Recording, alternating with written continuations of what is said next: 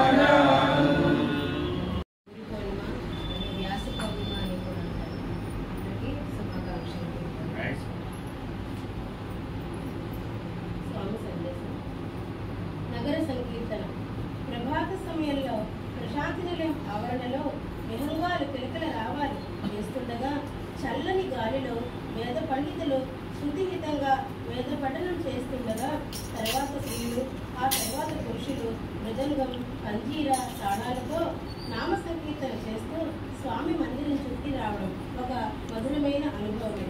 శ్రీ సత్యసాయి బాబా సుమారు 10 సంవత్సరాల వయసులో సత్యనారాయణ రాజుగా ఉన్నప్పుడే 18 మంది బాలులను చేర్చుకుని పుట్టపర్తిలో శ్రీ పాండురంగ భజన మందిరిని ఏర్పాటు చేశారు. బాలులంతా దివ్య బాలుడైన సత్యం నాయకత్వంలో ప్రత్యేకమైన దుస్తులు ధరించి జెండాను పట్టుకుని తాళాలతో గ్రామమంతా సంచరిస్తూ సంకీర్తన చేసేవారు. దీపస్తంభం ఎత్తుకుని వీధుల్లో భజన చేస్తూ ఆ వాతావరణం అంతటిని పవిత్రం అందించేవారు.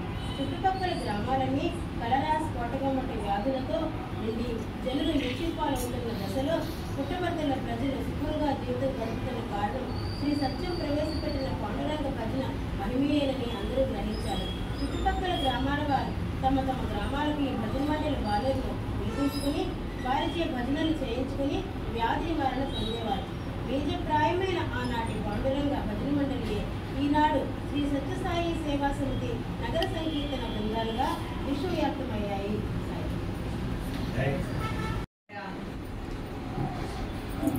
అసలు పౌర్ణమి అంటే